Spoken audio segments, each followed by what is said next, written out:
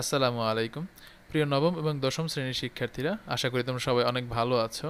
আজ আমি তোমাদের বোর্ড বইয়ের ২০২১ শিক্ষাবর্ষের যে বাংলা দ্বিতীয় পত্র বোর্ড বইটি রয়েছে সেই বইয়ের পরিচ্ছেদ ৩ নিয়ে আলোচনা করব।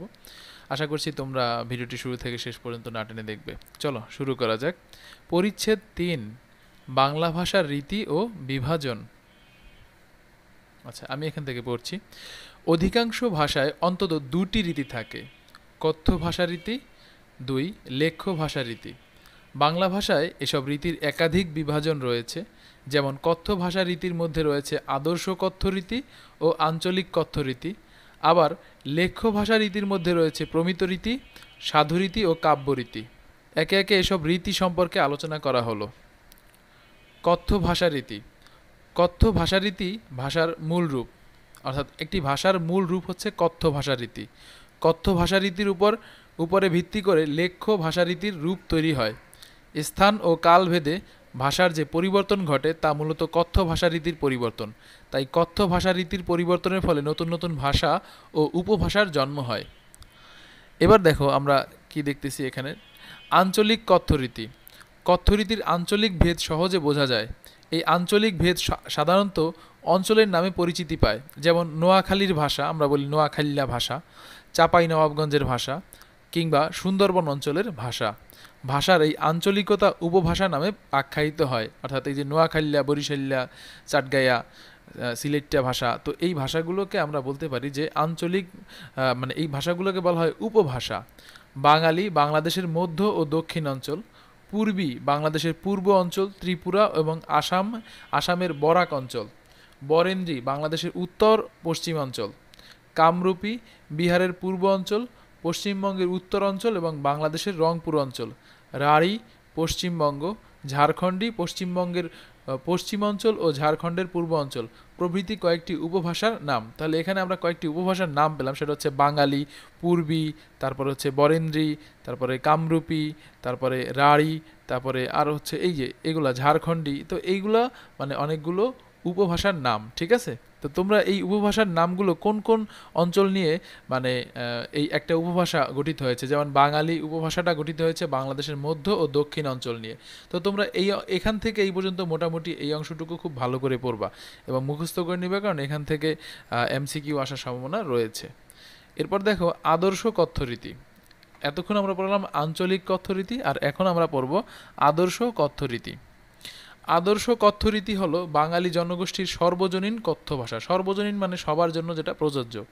বাংলাদেশ, পশ্চিমবঙ্গ ও ত্রিপুরায় নানা ধরনের অডিও ভিডিওর মাধ্যমে প্রচারিত বক্তব্য, আলোচনা, নাটক ও সঙ্গীতে এই রীতির প্রয়োগ দেখা যায়। এই রীতিই প্রমিত লেখ্য রীতির ভিত্তি। তবে বক্তার সামাজিক অবস্থান, জীবিকা, শিক্ষা ও সংস্কৃতি ভেদে আদর্শ কথ্যরীতিতে কম বেশি তফাৎ থাকে। তাহলে আমরা দেখতে পাচ্ছি যে আদর্শ যে কথ্যরীতি আছে সেই আদর্শ কথ্যরীতিতেও কিন্তু কিছুটা তফাৎ হয়। যেমন আমরা পশ্চিমবঙ্গের যে ভাষাটা দেখি সেখানে আদর্শ কথ্যরীতি, আর আমাদের এই যে পূর্ববঙ্গ বা বাংলাদেশ বলো, এখানে যে আদর্শ কথ্যরীতি, এটা কিন্তু কিছুটা হলেও তফাৎ রয়েছে। এরপর দেখো লেখ্য ভাষারীতি। লিখিত বাংলা ভাষার আদি নিদর্শনের নাম চর্যাপদ। এই লাইনটা খুবই গুরুত্বপূর্ণ প্রিয় শিক্ষার্থীরা, আমি তোমাদেরকে আবার দেখাচ্ছি যে এই লাইনটা আমাদের যে লিখিত বাংলা ভাষার আদি নিদর্শনের নাম হচ্ছে চর্যাপদ। প্রায় 1000 বছর আগে লেখ্য বাংলা ভাষার কাব্যরীতিতে এটি রচিত। মানে এই চর্যাপদ রচিত হয়েছে প্রায় 1000 বছর আগে, খেয়াল করবা, বিষয়টি খুবই গুরুত্বপূর্ণ। এরপরে হচ্ছে কোনভাবে লেখা হয়েছে, লেখ্য বাংলা ভাষার কাব্য রীতিতে এটি রচিত, অর্থাৎ এটা কিন্তু কথ্য ভাষার রীতিতে রচিত না, লেখ্য বাংলা ভাষার কাব্য রীতিতে এটি রচিত। ব্যবহারিক প্রয়োজনে ক্রমে লেখ্য গদ্য রীতির জন্ম হয়, অর্থাৎ ব্যবহারিক প্রয়োজনে আমাদের নিজেদের কাজের প্রয়োজনেই ধীরে ধীরে লেখ্য গদ্যরীতি মানে আমরা যে গল্পে যে ভাষার প্রয়োগটা দেখি, অর্থাৎ যেভাবে গল্পটা লেখা হয় সেই রীতিটা হচ্ছে গদ্যরীতি। তো গদ্যরীতির জন্ম হয় 19 শতকের সূচনায়। এই গদ্যরীতি সাধুরীতির জন্ম দেয়, অর্থাৎ গদ্যরীতি 19 শতকের সূচনায় বা 19 শতকের শুরুর দিকে সাধুরীতির জন্ম দেয়, ঠিক আছে। এখন দেখো 20 শতকের সূচনায় সাধুরীতির পাশাপাশি চলিত রীতি জনপ্রিয় হয়ে ওঠে। এখন অনেকেই কিন্তু এখানে একটা জিনিস ভুল করে থাকে, যেমন এই 19 শতক বলতে অনেকে কিন্তু বোঝে যে 1901 সাল থেকে মনে হয় 2000 সাল, কিন্তু আসলে ব্যাপারটা এমন না। 1801 সাল থেকে 1900 সাল হচ্ছে 19 শতক, আর বিংশ শতক মানে হচ্ছে 1901 সাল থেকে 2000 সাল হচ্ছে বিংশ শতক। তাহলে 19 শতকের সূচনায় হচ্ছে সাধু রীতির জন্ম হয়, ব্যাপারটা খুবই গুরুত্বপূর্ণ। আর 20 শতকের সূচনায় চলিত রীতি খুব জনপ্রিয় হয়ে ওঠে। ঠিক আছে, খুবই গুরুত্বপূর্ণ বিষয় ছিল এটা, আশা করি বুঝতে পেরেছ। তাহলে এখান থেকে অনেকগুলো এমসিকিউ আসতে পারে। প্রথম এমসিকিউটা আমি বলে দিচ্ছি, সেটা হচ্ছে লিখিত ভাষার আদি নিদর্শনের নাম কি? চর্যাপদ। তারপরে চর্যাপদ কত বছর আগে লেখা হয়েছে? প্রায় 1000 বছর আগে। তারপরে চর্যাপদ কোন ভাষায় লেখা হয়েছে বা ভাষার কোন ফরম্যাটে লেখা হয়েছে? সেটা হচ্ছে কাব্যরীতিতে লেখা হয়েছে। তারপরে গদ্যরীতির জন্ম হয় কীভাবে? ব্যবহারিক প্রয়োজনেই গদ্যরীতির জন্ম হয়। তারপরে গদ্যরীতিতে সাধুরীতির জন্ম হয় কখন? 19 শতকের সূচনায়। আর চলিত রীতি জনপ্রিয় হয়ে ওঠে বিংশ শতকের সূচনায়। এই হচ্ছে ব্যাপার। এবং 19 শতক বলতে 1801 সাল থেকে 1900 সাল, আর 20 শতক বলতে 1901 সাল থেকে 2000 সাল বোঝায়। এটা কিন্তু খুব তোমাদের জানতে হবে। এরপর আমরা যদি আরেকটু নিচে যাই, তাহলে আমরা যেটা দেখতে পাচ্ছি সেটা হচ্ছে যে 21 শতকের সূচনায় চলিত রীতির একটি আদর্শ রূপ প্রমিত রীতি হিসেবে গৃহীত হয়। এই প্রমিত রীতিই লেখ্য বাংলা ভাষার সর্বজন গ্রাহ্য লিখিত রূপ। খেয়াল করো এখানে কি কথা বলা আছে। আমরা আরেকবার যদি দেখি যে 21 শতকের সূচনায় মানে 2001 সাল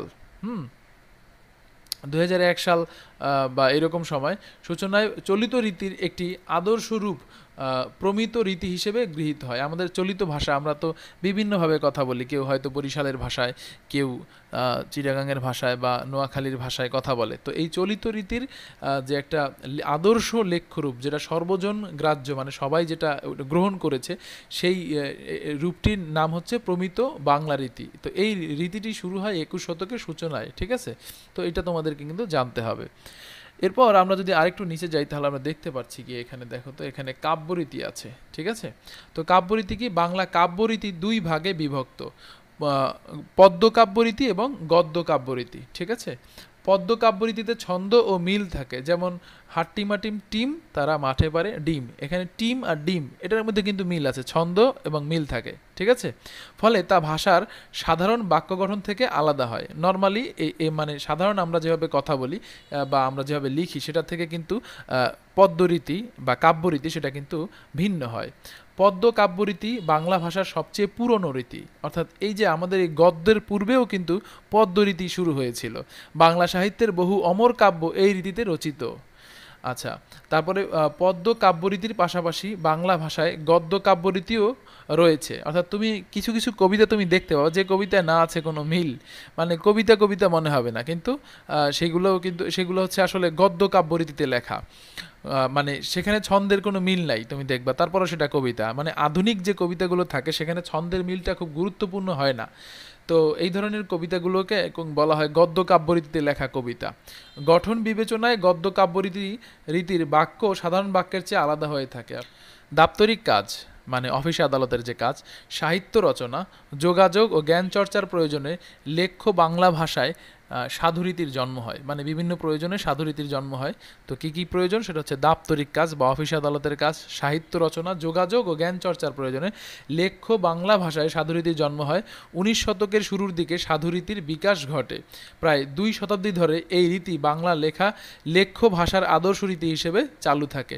সাধুরীতির সাধারণ বৈশিষ্ট্য: সাধুরীতিতে ক্রিয়ারূপ দীর্ঘতর হয়, যেমন করা, এটা ক্রিয়ার রূপ হচ্ছে, করা একটা মানে ক্রিয়া, কিন্তু এটার রূপ বিভিন্ন রূপ হয়, যেমন ধরো করিতেছে, কিন্তু আমরা বলি করছে, সে কাজটি করছে, কিন্তু সাধুরীতিতে সেটা করিতেছে, তাহলে কিন্তু দীর্ঘরূপ হচ্ছে। ঠিক আছে, করছে বলতে গেলে আমাদের লিখতে হয় 3টা বর্ণ, কিন্তু করিতেছে লিখতে গেলে আমাদের কিন্তু 4টা বর্ণ লিখতে হচ্ছে। তার মানে এটা দীর্ঘরূপ, ক্রিয়ার দীর্ঘরূপ ব্যবহৃত হচ্ছে। করিয়াছে মানে করেছেন, করিল আমরা বলি করলো, কিন্তু সেটা হলো কি করিল, মানে দীর্ঘরূপ ব্যবহৃত হচ্ছে। কিন্তু করিল, করিলাম, করিলে, করিত, করিতেছিল, করিয়াছিল, করিব, করিবে, করিতে, করিয়া, করিলে, করিবার, এরকম। তাহলে আমরা দেখতে পাচ্ছি যে সাধুরীতির একটি বৈশিষ্ট্য হচ্ছে ক্রিয়ার দীর্ঘরূপ ব্যবহৃত হয় বা দীর্ঘতর ক্রিয়ারূপ ব্যবহৃত হয়।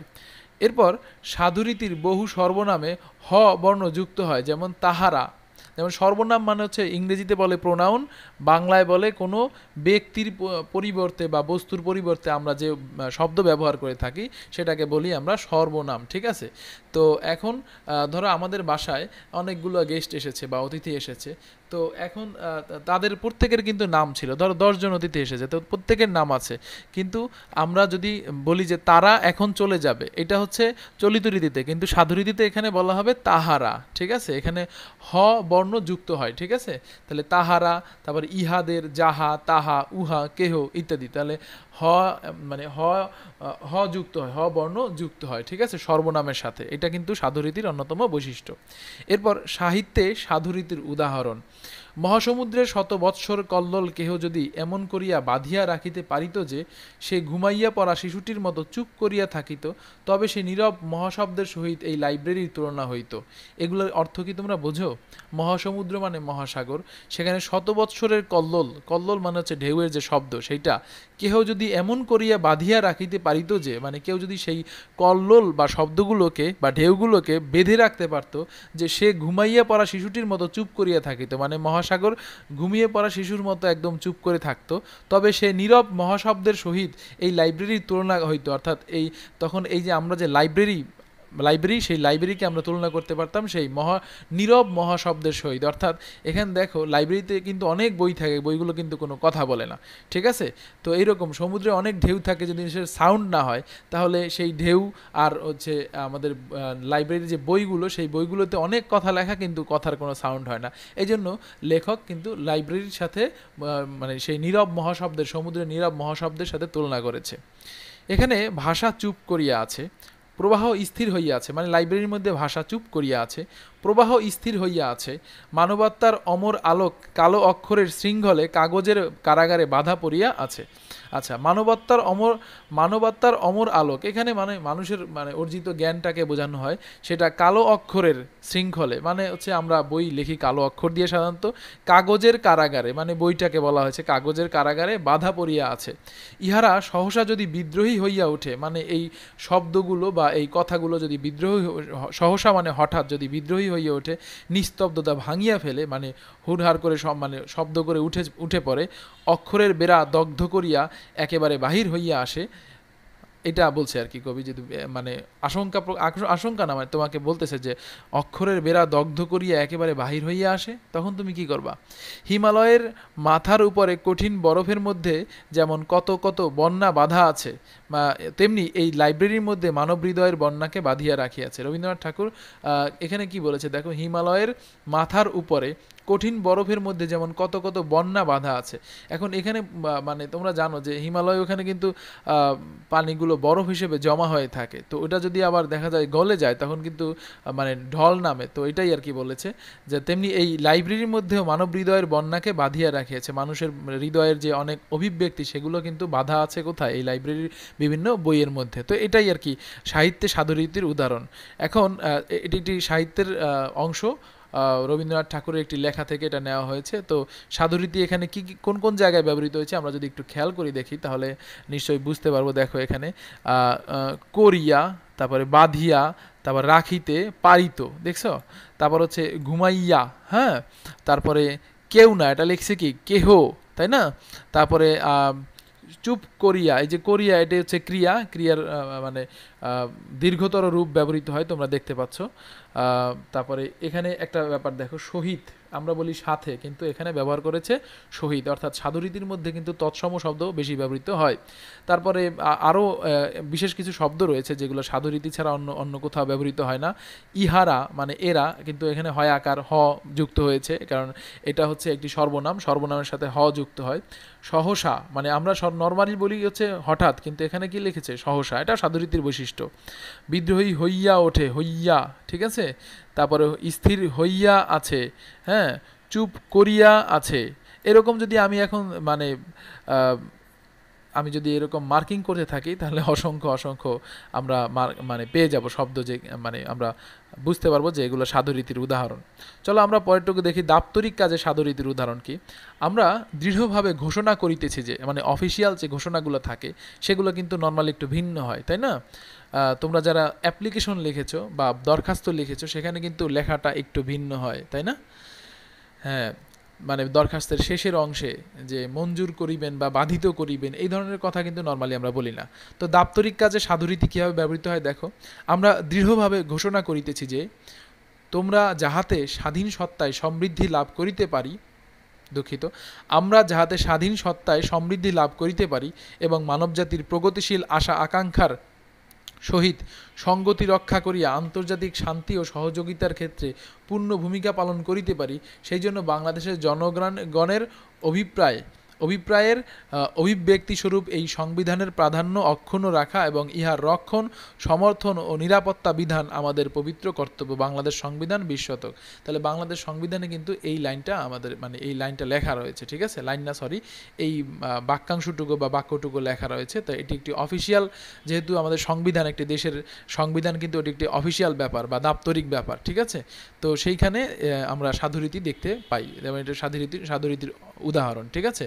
বাংলাদেশ সংবিধান কিন্তু সাধু রীতিতে লেখা, তো তুমি এরকম সাধুরীতি তুমি সেখানে দেখতে পাবে। এরপর দেখো প্রমিত রীতি, ঠিক আছে, সেটি কি আমরা এখন দেখব। 20 শতকের সূচনায় কলকাতায় শিক্ষিত লোকের কথ্য ভাষাকে লেখ্যরীতির আদর্শ হিসেবে চালু করার চেষ্টা হয়। কলকাতার যারা শিক্ষিত লোক দাদারা, তাদের যে কথ্য রীতি, মানে তারা মুখে যে কথ্য ভাষা ব্যবহার করে, সেটাকে আদর্শ লেখার রীতি হিসেবে চালু করার চেষ্টা হয়। এটি তখন চলিত রীতি নামে পরিচিতি পায়।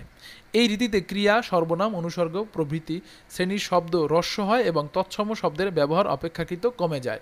তাহলে আমরা দেখতে পাচ্ছি যে ক্রিয়া হইয়া, এটা কিন্তু এখানে প্রমিত রীতিতে হয়ে হয়। তারপরে সর্বনাম যাহারা, কিন্তু চলিত রীতি প্রমিত রীতিতে হয় যারা, এবং অনুসর্গ প্রভৃতি শ্রেণীর শব্দ হ্রস্ব হয় মানে ছোট হয় আর কি, ঠিক আছে, এবং মানে তাহারা হয় না তারা হয়, ঠিক আছে, যাইতেছে হয় না যাচ্ছে হয়, এরকম।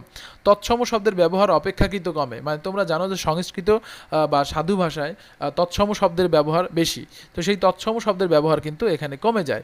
প্রথম দিকে চলিত রীতিতে শুধু সাহিত্য রচিত হতো, দাপ্তরিক কাজ ও বিদ্যাচর্চা ইত্যাদি হতো সাধু ভাষায় প্রথম দিকে। 20 শতকের মাঝামাঝি নাগাদ চলিত রীতি সাধু রীতির জায়গা দখল করে এবং ক্রমে জীবনের সব ক্ষেত্রে সাধু রীতিকে সরিয়ে চলিত রীতি আদর্শ লেখ্য রীতিতে পরিণত হয়। 21 শতকের সূচনায় নাগাদ এই চলিত রীতি নতুন নাম হয় প্রমিত রীতি। এটি মান রীতি নামে পরিচিত। বর্তমানে বাংলাদেশের পশ্চিমবঙ্গ ও ত্রিপুরায় যাবতীয় দাপ্তরিক কাজ, বিদ্যা চর্চা, সাংবাদিকতা ও যোগাযোগের ভাষা হিসেবে প্রমিত রীতি লেখ্য বাংলা ভাষার প্রধান রীতিতে পরিণত হয়েছে, ঠিক আছে। তো এখানে প্রমিত রীতির আরেকটি নাম হচ্ছে মান রীতি, এটা কিন্তু তোমাদের জানতে হবে। তো প্রমিত রীতির এখানে কিছু সাধারণ বৈশিষ্ট্য আছে, আমরা সেই সাধারণ বৈশিষ্ট্যগুলো এখন দেখব। প্রিয় শিক্ষার্থীরা, প্রমিত রীতির সাধারণ বৈশিষ্ট্য। প্রমিত রীতিতে ক্রিয়া, সর্বনাম, অনুসর্গ হ্রস্বতর অর্থাৎ দীর্ঘতর নয়। যেমন ক্রিয়ার ক্ষেত্রে করা ক্রিয়ারূপ করছে, করিতেছে না, করেছে, করিয়াছে না, ঠিক আছে। যেমন সাধু রীতিতে করিয়াছে, কিন্তু প্রমিত রীতিতে করছে। করলো সাধু রীতিতে যেমন বলা হয় করিল, ঠিক আছে, এরকম। করলে, করলাম, করতো, করছিল, তারপরে করেছিল, করব, করবে, করতে, করে, করলো, করার, ঠিক আছে।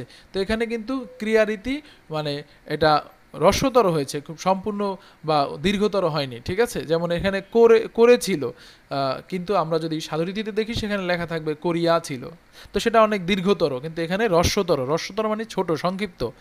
তারপর দেখো সর্বনামের ক্ষেত্রে যেমন তারা, সর্বনামের ক্ষেত্রে তাহারা না, কিন্তু সাধুরীতিতে তাহারা। ইহাদের, কিন্তু এখানে এদের। যাহা, কিন্তু এখানে যা, তাহা, তা, এরকম। তো এখানেও কিন্তু আমরা সর্বনামের ক্ষেত্রে সংক্ষিপ্ত রূপ দেখতে পাই। আবার অনুসর্গের ক্ষেত্রেও কিন্তু মানে সংক্ষিপ্ত রূপ দেখা যায়, যেমন থেকে, হতে, হইতে না কিন্তু হতে, সঙ্গে, এটা সঙ্গে আমরা লিখি প্রমিত রীতিতে, কিন্তু সাধুরীতিতে বলা হয় সহিত, তাই তো। তো দেখা গেছে যে সাধুরীতিতে দীর্ঘতর হয় এবং প্রমিত রীতিতে এটা হ্রস্বতর হয়। তারপরে দেখো প্রমিত রীতিতে শব্দ ব্যবহারের আলোচ্য বিষয়ের উপর নির্ভরশীল। প্রমিত রীতিতে শব্দ ব্যবহার আলোচ্য বিষয়ের উপর নির্ভরশীল। প্রয়োজন অনুযায়ী সব ধরনের শব্দ ব্যবহার করা যায়, যেমন তৎসম বৎসরও লেখা যায়, আবার তদ্ভব বছরও লেখা যায়। একইভাবে চন্দ্রও লেখা যায়, আবার চাঁদও লেখা যায়। এটা নির্ভর করে আসলে আলোচ্য বিষয় বা কী নিয়ে আসলে কথাটা হচ্ছে, তখন আমরা দুই ধরনের শব্দই ব্যবহার করতে পারি, অর্থাৎ তৎসম শব্দ ব্যবহার করতে পারি, আবার দেখা গেছে আমরা তদ্ভব শব্দ ব্যবহার করতে পারি, এটা প্রয়োজন অনুযায়ী। তারপরে প্রমিত রীতিতে কথ্য রীতির বহু শব্দ বর্জনীয়, যেমন ধুলো, তুলো, মূলো, পুজো, সবচেয়ে ইত্যাদি না লিখে ধুলা, তুলা, মূলা, পূজা, সবচেয়ে ইত্যাদি লেখা হয়। তাহলে প্রমিত রীতিতে কথ্য রীতির বহু শব্দ কিন্তু বর্জনীয় হয়, কথ্য রীতির অনেক শব্দ বাদ দেওয়া হয় প্রমিত রীতিতে। তারপর দেখো, পূর্বে উল্লেখিত সাধুরীতির সাহিত্যের উদাহরণ প্রমিত রীতিতে নিম্নরূপ হবে। এইখানে যে একটি সাধুরীতির সাহিত্যের উদাহরণ দেওয়া হয়েছিল, যে মহাসমুদ্রের শতবৎসরের কল্লোল কেহ যদি এমন করিয়া বাঁধিয়া রাখিতে পারিত যে, তো এইটা এখানে আবার প্রমিত রীতিতে দেওয়া হয়েছে। দেখো, দেখি দাঁড়াও, মহাসমুদ্রের শতবৎসরের কল্লোল কেউ যদি এমন করে বেঁধে রাখতে পারত যে সে ঘুমিয়ে পড়া শিশুটির মতো চুপ করে থাকত, তবে সে নীরব মহাশব্দের সঙ্গে লাইব্রেরির তুলনা হতো। এখানে ভাষা চুপ করে আছে, প্রবাহ স্থির হয়ে আছে। মানবাত্মার অমর আলোক কালো অক্ষরের শৃঙ্খলে কাগজের কারাগারে বাধা পড়ে আছে। এরা সহসা যদি বিদ্রোহী হয়ে ওঠে, নিস্তব্ধতা ভেঙে ফেলে, অক্ষরে বেড়া দগ্ধ করে একেবারে বের হয়ে আসে হিমালয়ের মাথার উপর কঠিন বরফের মতো যেমন কত কত বন্যা বাধা আছে, তেমনি এই লাইব্রেরির মধ্যে মানব হৃদয়ের বন্যাকে বেঁধে রেখেছে। তাহলে এখন দেখো, তোমরা তোমাদের বইটা খুলে তারপর এই দুইটার মধ্যে পার্থক্য দেখবা, ঠিক আছে, সাধুরীতি এবং প্রমিত রীতির মধ্যে। তারপর দেখো, পূর্বে উল্লেখিত সাধুরীতি দাপ্তরিক উদাহরণ প্রমিত রীতিতে নিম্নরূপ হবে। এখানে সাধুরীতিতে ওইখানে যে পূর্বে উল্লেখ করা হয়েছিল যে আমাদের সংবিধানের যে প্রথম কয়েকটা লাইন এখানে লিখে দেওয়া হয়েছিল, সেটা আবার এখানে দেওয়া হয়েছে। প্রিয় শিক্ষার্থীরা, তোমরা এটা নিজেরা পড়ে নিবে, আমি আসলে তোমাদের সময় নষ্ট করতে চাই না। এরপরে দেখো, প্রতিটি বাঙালি শিশুর মাতৃভাষা বা প্রথম ভাষা হলো তার আঞ্চলিক ভাষা।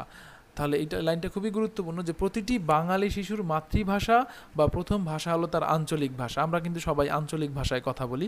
আদর্শ কথ্য বা লেখ্য প্রমিত তার কাছে দ্বিতীয় ভাষা। যে আমরা যে বইয়ের ভাষাটা পড়ি সেটা কিন্তু তার কাছে দ্বিতীয় ভাষা। বাংলাদেশের শিক্ষা কার্যক্রমে যেহেতু প্রমিত রীতি অনুসরণ করে, তাই পাঠ্যপুস্তকই হলো শিশুর প্রমিত রীতি শেখার প্রধান উপায়। তাহলে একটা শিশু যদি ভদ্র মানুষের ভাষা অথবা দুঃখিত, আমি যদি বলি যে মানে প্রমিত রীতি যদি সে শিখতে চায়, তবে তাকে অবশ্যই পাঠ্যপুস্তকের উপর নির্ভর করে শিখতে হয় শিশুকে। তো আমরা তাহলে এখন দেখতে পাচ্ছি যে আমাদের কিছু এখানে এমসিকিউ আছে, আমরা সেগুলো সলভ করার চেষ্টা করি বা সমাধান করার চেষ্টা করি। অনুশীলনী দেখো, সঠিক উত্তরের টিক চিহ্ন দাও। বর্তমানে লেখ্য ভাষার আদর্শ রীতিকে বলে প্রমিত রীতি। প্রিয় শিক্ষার্থী, তুমি জানো যে বর্তমানে যে লেখ্য ভাষার আদর্শ রীতি আছে সেটাকে বলা হয় প্রমিত রীতি। বাংলা ভাষায় গদ্য রীতির সূচনা হয় কখন? 19 শতকের শুরুতে। নিচের কোনটি সাধুরীতির ক্রিয়াপদ? দেখো, করিল, এটা হচ্ছে এইখানে আমরা যেটা দেখতে পাচ্ছি যে এটাই হচ্ছে সাধুরীতির ক্রিয়াপদ, করিল, ঠিক আছে, কারণ করছে, করতো, করলাম, এগুলো কিন্তু সাধুরীতির নয়। সাধুরীতির বৈশিষ্ট্য কোনটি? আমরা এতক্ষণ সাধুরীতির বৈশিষ্ট্য বললাম যে ক্রিয়ারূপ দীর্ঘতর হয়, তোমরা নিশ্চয়ই জানো, এবং অনুসর্গ রস্য হবে না, বিশেষের আধিক্য না, এমন কিছু নয়। তাহলে এটাই হবে, প্রথমটাই হচ্ছে সাধুরীতির বৈশিষ্ট্য কোনটি? ক্রিয়ারূপ দীর্ঘতর হয়। বাংলাদেশের রংপুর অঞ্চলে কোন উপভাষার ব্যবহার পাওয়া যায়? দেখো প্রিয় শিক্ষার্থীরা, আমি তোমাদেরকে দেখাচ্ছি, তোমরা যেটা করবে এখান থেকে এই পর্যন্ত মুখস্থ করে ফেলবা, ঠিক আছে। তাহলে এখন দেখো তো, এর মধ্যে রংপুর অঞ্চল, বাংলাদেশের রংপুর অঞ্চলের যে ভাষাটা, সেই ভাষাটার নাম হচ্ছে কামরূপী, ঠিক আছে। বুঝতে পেরেছো প্রিয় শিক্ষার্থীরা, যে কামরূপী এটি হচ্ছে বিহারের পূর্ব অঞ্চল, পশ্চিমবঙ্গের উত্তর অঞ্চল এবং বাংলাদেশের রংপুর অঞ্চলের ভাষা। তাহলে এটি হচ্ছে বাংলাদেশের রংপুর অঞ্চলের ভাষা। আশা করি বুঝতে পেরেছো। এরপর আমরা আরেকটু নিচে যাব, দেখি আর কোনো প্রশ্ন আছে কিনা। না, আর কোনো প্রশ্ন নেই। তাহলে প্রিয় শিক্ষার্থীরা, তোমরা এই অধ্যায়টি পড়ে আসলে কি বুঝলে এবং এখান থেকে কি কি আসলে পড়তে হবে? প্রিয় শিক্ষার্থী, এই অধ্যায়টি পুরোটাই পড়তে হবে তোমাকে। পুরোটি পড়লে সম্পূর্ণভাবে যখন তুমি পড়বা এবং কয়েকবার যখন পড়বা, তখন বিষয়টি তোমার কাছে খুবই বোধগম্য হবে। তারপর আমি তোমাকে আরেকটু সহজভাবে বাকি 2-3 মিনিটের মধ্যে বুঝিয়ে দেওয়ার চেষ্টা করছি। কথ্য ভাষারীতি, মানে আমরা যে ভাষায় কথা বলি, ঠিক আছে, প্রত্যেকটা ভাষারীতি 2টি রীতি থাকে, একটা হচ্ছে লেখ্য আর একটা হচ্ছে কথ্য। লেখ্য আর কথ্য কিন্তু সেম হয় না বা একই রকম হয় না। লেখ্য রীতিটা অনেক বেশি মানে ফর্মাল হয়ে থাকে এবং সেটা খুব বেশি পলিশড হয়ে থাকে বা সেই রীতিটা অনেক বেশি ভদ্র সমাজে ব্যবহারের যোগ্য, এরকম হয়। আর আঞ্চলিক কথ্য রীতি মানে আঞ্চলিক ভাষায় আমরা যেটা বলি যে বরিশাল্লা, নোয়াখাল্লা, এরকম। তারপরে আদর্শ কথ্য রীতি, ঠিক আছে। কথ্যরীতির মধ্যে আদর্শ আছে, আবার কিছু আছে একদম যেগুলো ব্যবহার করা যায় না ওই রকম। আর লেখ্য ভাষারীতি, এটা তো তোমরা জানো, লেখ্য ভাষারীতি এই অংশটুকু খুব ভালো করে পড়বা, তাহলে এমসিকিউ কমন পেতে পারো। আর কাব্যরীতি মানে যে রীতিতে কবিতা লেখা হয়, ঠিক আছে। কাব্যরীতি আবার দুই প্রকার, পদ্য কাব্যরীতি, গদ্য কাব্যরীতি। যেখানে ছন্দের মিল থাকে সেটা পদ্য কাব্যরীতি, আর যেখানে ছন্দের মিল থাকে না, যেমন আধুনিক কবিতাগুলোতে, সেখানে সেটাকে বলা হয় গদ্য কাব্যরীতি। তারপর দেখো সাধুরীতি। আমরা সাধুরীতি সম্পর্কে ইতিমধ্যেই জেনেছি যে সাধুরীতিতে সাধারণত কি হয়, সেটা তোমার ক্রিয়ারূপ দীর্ঘতর হয় এবং সর্বনামে হ যুক্ত হয়। এছাড়া সেখানে বেশি বেশি তোমার সংস্কৃত ভাষা থাকে। আরও অনেক বৈশিষ্ট্য রয়েছে সাধুরীতির। তো সাধুরীতির এখানে একটা উদাহরণ দেওয়া আছে। আর এখানে দাপ্তরিক কাজে সাধুরীতির ব্যবহার দেওয়া আছে। এটি হচ্ছে সাহিত্যের কাজে ব্যবহার। এরপরে আমরা দেখতে পাচ্ছি প্রমিত রীতি। এটি হচ্ছে লেখ্য ভাষার যে একদম বিশুদ্ধ রীতি, হ্যাঁ, যেটা যেটা যে লেখ্য ভাষা, মানে লেখা, মানে বিংশ শতকের সূচনায় কলকাতার শিক্ষিত লোকের কথ্য ভাষাকে লেখ্য রীতির আদর্শ হিসেবে চালু করার চেষ্টা করা হয়। তার মানে আদর্শ লেখ্য রীতির নাম হচ্ছে প্রমিত রীতি, ঠিক আছে। এরপরে বলছে প্রমিত রীতিতে ক্রিয়া সর্বনাম অনুস্বর হ্রস্বতর হয়, মানে দীর্ঘতর হয় না সাধুরীতির মতো। আর প্রমিত রীতির বৈশিষ্ট্য হিসেবে আরও বলা আছে যে প্রমিত রীতিতে শব্দ ব্যবহারে আলোচ্য বিষয়ের উপর নির্ভরশীল, মানে সেখানে চাইলে মানে তৎসম শব্দ ব্যবহার করা যায় বা তদ্ভব শব্দ ব্যবহার করা যায়। এরপরে আমরা প্রমিত রীতির আরেকটি বৈশিষ্ট্য দেখতেছে যে সেখানে আমরা যে মানে কথ্যরীতির বিভিন্ন শব্দ, সেগুলো কিন্তু প্রমিত রীতিতে ব্যবহার করা যায় না। আর এখানে বাকি যেগুলো দেওয়া আছে সেগুলো তোমরা পারবা। আর আমাদের লাস্ট যেটা বলা আছে সেটা হচ্ছে যে একজন বাঙালি হিসেবে আমরা প্রথমে আমাদের শিশুরা আঞ্চলিক ভাষা শেখে এবং এরপরে প্রমিত রীতি শেখে বই খাতা শেখা, মানে পড়ার মাধ্যমে। তো এই হচ্ছে মূল কথা। আমি তোমাদেরকে পরামর্শ দেব, তোমরা এই অধ্যায়টি আরও বারবার রিডিং পড়বে। আরেকজনের পড়ার উপর নির্ভরশীল না হয়ে নিজে পড়লে তুমি সব থেকে বেশি ভালো রেজাল্ট করতে পারবে। ধন্যবাদ। দেখা হবে অন্য কোনো ভিডিওতে। বিদায় নিচ্ছি। আমি মোহাম্মদ আবির হোসাইন। আসসালামু আলাইকুম ওয়া রাহমাতুল্লাহ।